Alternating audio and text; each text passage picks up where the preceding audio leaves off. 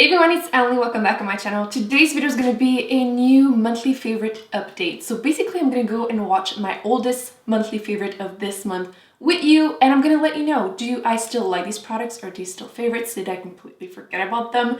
Am I like surprised to see them there? Shadow Out. This has been one of my favorite series that I've done so far. If you haven't seen it, I would be linking the playlist. I've been doing this all year long so far. I have been really enjoying it, and so far I've been pretty good and pretty consistent with my favorites. But if you are interested in my current favorites for fall, I will be linking my fall favorites, and I also did a fall lipstick favorites, which I recommend because we talked about like sexy men eating apples, and I showed you the most awesome mug ever, which I'm currently not using, but I'm using a equally awesome mug. So definitely recommend you check it out. But I'm gonna be putting on my earbuds and we're gonna be watching my October favorites of 2014, so 3 years ago.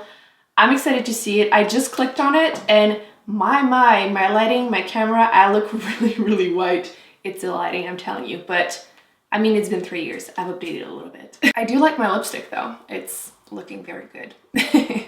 I'm curious to see if I mention it because I like it. And I most likely have it too. Hey guys, it's Em. Welcome back to my channel. Today's video is going to be all about my October favorites. So if you're interested in seeing what I've been loving this month, keep on watching. One product that I discovered this month was the Bourjois LT Mix Serum Foundation.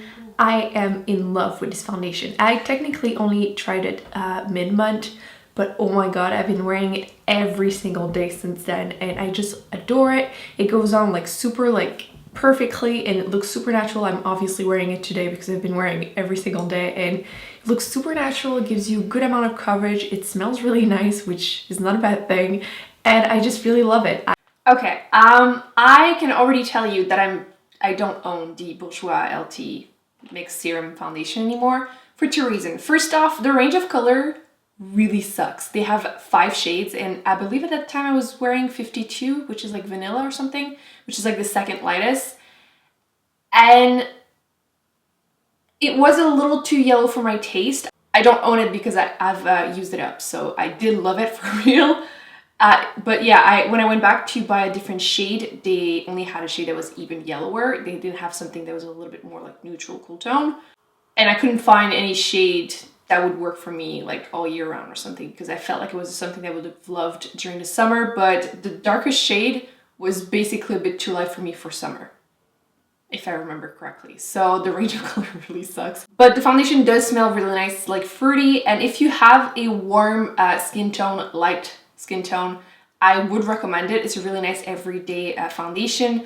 But my skin became like more dehydrated but oilier, and I feel like the consistency just doesn't work on my face anymore. But if you have like normal to dry skin, you would probably like this a lot. Again, if the color matches you. But I don't own this. I don't think I will repurchase it because there's nothing that works exactly for me. So not a bad foundation. I did use it up, but I don't own it anymore. Continuing with face, I've been loving my NARS Sin Blush. This is like the Dun Mary palette. It came out like 2 or 3 years ago, but I've been loving this shade of blush. That's also what I'm wearing on my cheeks today, and it just gives you a really somewhat natural color. Okay, I do own this, but I didn't realize it came out 2 or 3 years ago, 3 years ago. I thought it was like 3 or 4 years. I guess it's like 5 plus, but I own it. Okay, I do have the NARS Dun Mary palette, and I have to say I pretty much kept it because of the shade Sin. It's like the only one I really truly use a lot in the palette, so technically maybe I shouldn't still own the palette, but it survived my declutter series because of the shade Sin. It's a really perfect shade for the fall. It's like berry, but it's not too crazy. Even if you have like a light skin tone, it doesn't look, I feel like a lot of berry shades are just too pigmented and I look like a clown instantly. But this one is interesting because there's kind of a like gold sheen to it too. And like I said, it's not overly pigmented, so I can easily make it look like this, and it's gorgeous on your cheeks. And I have not worn it yet this fall, but actually now that I just swatched it, I'm like, yeah, I totally need to wear this. It's still a favorite blush in general. It's a very interesting color. I don't have a lot that is exactly like this, so would still recommend this. You can't get this palette anymore. It was limited edition. Probably shouldn't keep it, but it's really gorgeous. I'm still very happy with it. Still a favorite. 3 years later, do not regret purchasing this palette when it was out. So far so good. Now let's see if I still use the other products. Next to product I've been loving so much that I actually did a get ready with me video using them, so I will link it down below. But I've been using my Coastal Scent 28 neutral palette pretty much every day that I'm wearing makeup. Okay, I don't own any of the Coastal Scents palettes anymore. They are part of those groups of like multiple, I believe, that are just basically like China pre-made palettes and then they stamp their names, which a lot of still famous companies are doing that nowadays. It's just not the same ones. And the quality eyeshadows was fine. A lot of colors ended up looking pretty similar. Let me just include like clips of like, you can see the whole palette. And it was a decent palette. Like some of the shades were really good. Some of them were a little hit and miss. But I feel like I have so many other palettes that are like better quality. Even though that one was really affordable, I just wasn't reaching for it over other ones that I own. Currently I'm wearing, for example, the Lorac Pro palette, and I feel like I'm wearing a somewhat similar look. Clearly I like Cool Tone for October, but this palette has similar shades. Mine, one of the shadow exploded, so I can't really show it as well.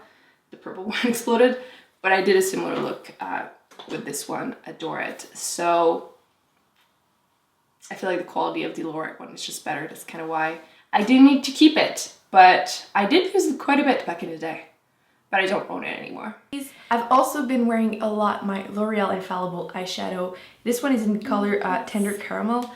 I know it's not the same name for everyone. So. I still absolutely love the L'Oreal Infallible eyeshadows. I have quite a few. I feel like they did have quite a bit, but I feel like there's not that many shades that I like because I feel like I tend to use the lighter neutral shades more. Because I'm just personally not a huge fan of putting super shimmery eyeshadows in my crease, but I feel like I keep hearing that they're being discontinued. Let me know if you actually know, because I should ask, because I like them. I'm pretty sure I still have that shade, and yeah, they do have different names depending on your country sometimes, so it was literally the first one in that drawer, so I definitely still own Tender Caramel. Basically, it's the one that is like a taupey shade. I still absolutely love this. I actually should be wearing this on my lid today because how stunning is this?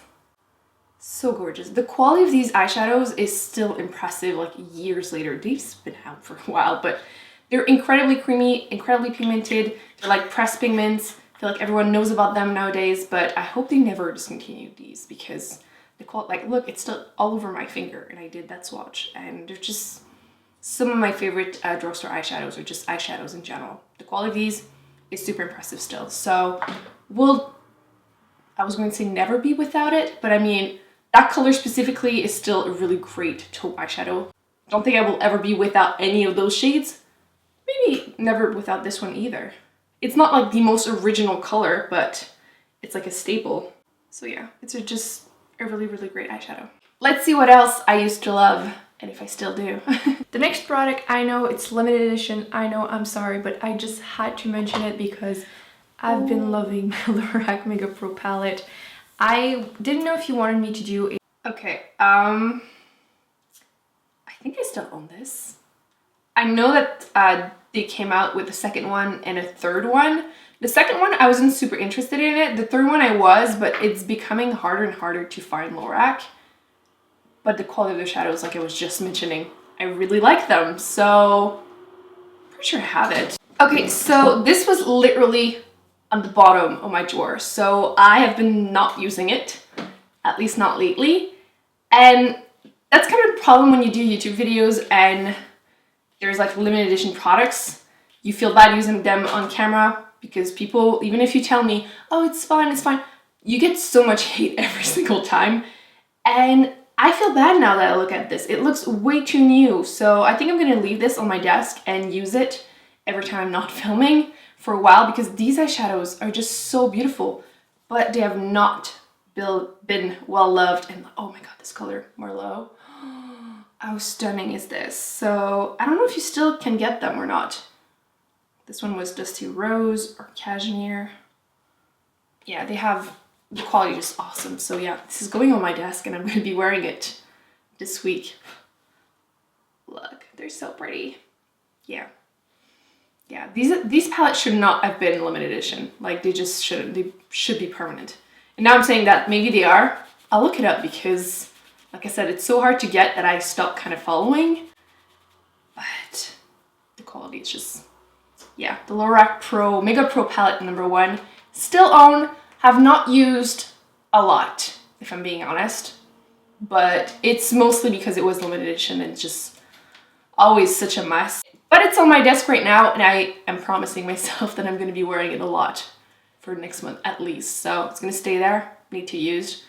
Let's see what else. Next, I've been loving my NYX cake powder. It looks like nothing, especially since my lid broke. I'm completely done with the gel side, but this is incredible. Okay, confession time. It already looked really sad there because I had been using it, and as I had mentioned, I was out of the wax side and the lid was gone, and I kept using this for a while. This used to be like my only brow product. I was only using that. I loved the crap out of it and used the crap out of it and loved it. And I got rid of it, I believe, in my last decluttering series. Not the last one that I just did, the year before that. So I had used it so much, but I have not touched this. Obviously, I decluttered it, but powder I still like sometimes, but it's not my go-to anymore. I definitely prefer to use pencil. They're just so convenient. That's currently what I'm wearing right now. This is the Anastasia Beverly Hills Brow Wiz in Granite, and it's just super cool tone. I just love it. My brows look awesome when I use this, so it's just been a question of not having to use a brush, you know, being lazy. And I feel like my brows need definition. Like, if you see me without brow product, the shape is pretty good. It's just that I need definition on the outside.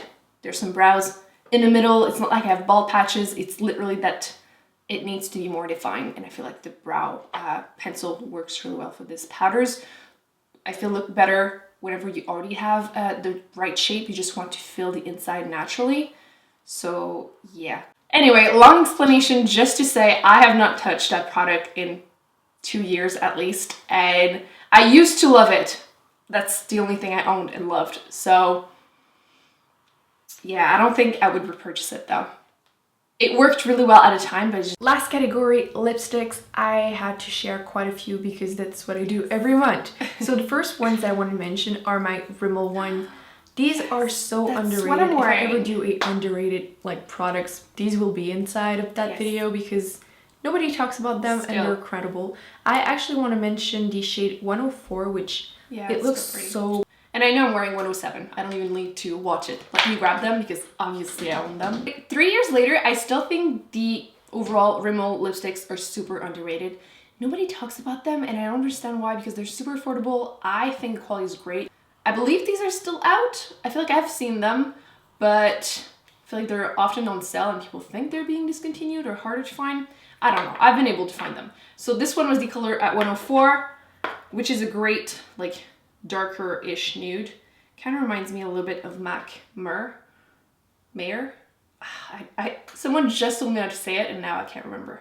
But this is the Rimmel 104. Actually, let me swatch the MAC one just because I know it's on my desk somewhere. They're not exact, but they're like still fairly similar. The MAC one is right here and this is the Rimmel one. I mean, on a budget, if you can find a Rimmel one, I would totally get the Rimmel one.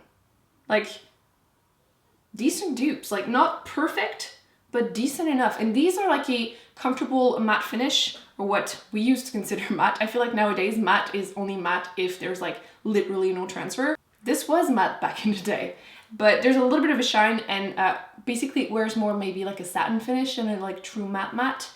But I love these still nowadays, and I didn't realize how close it was to MAC Mayer. And then the other lipstick is a 107, and this is one of those lipsticks that work for everyone. And I'm the first person when I hear someone especially mentioning a nude lipstick and being like, it looks perfect on everyone, and I'm like, no, it doesn't. It just never does. But this is one of those colors that actually looks good on like 99.9% of people. It's just absolutely stunning because there's just enough berry in it. It's making it super wearable. It's still a deep fall shade. I'm pretty sure that's the color I'm wearing right now in that clip. Although the lighting, like I was saying, might not be the best. I was doing my best back in the day, but that room was so dark naturally and I didn't have crazy lights like I do now. But look at this gorgeous color. Absolutely stunning. It's one of those lipsticks actually that looks pretty flat that I own, which I own so many lipsticks that for me to have a lipstick that even looks pretty used is hard. And they still smell like fruits. I get asked a lot how to keep lipstick for a long time. Dark, cool environment. Don't leave them in the sun or in your purse or in your car, otherwise they will go bad really quickly. And you throw them away whenever the texture, the smell, etc. is looking different. But it actually still smells like fruit, so we're going strong still. Would still absolutely recommend these lipsticks. I feel like even myself, I don't mention them enough, so underrated. By the way, now that we're here, this is Diva just underneath. MAC Diva. I mean, not exact, but I feel like Diva has maybe a hint more brown, but still so similar. So on a budget, Rimmel 107, would recommend. Number 08 is also a shade that you absolutely need, and this one is even closer to Velvet Teddy because it's more brown, less like red. I don't think it's that close to Velvet Teddy, Emily. Let me show 08. So this is the 08. You can see it's a bit warmer. It's still another great nude, but it's not remotely close to Velvet Teddy. I don't know what I was thinking. I don't think I own Velvet Teddy. But it's a great nude. I'm a little confused with myself there. I've been loving dark vampy shades, and one of them was the Lime Crime Wicked that I got last month. You know which brand that you shall not be named.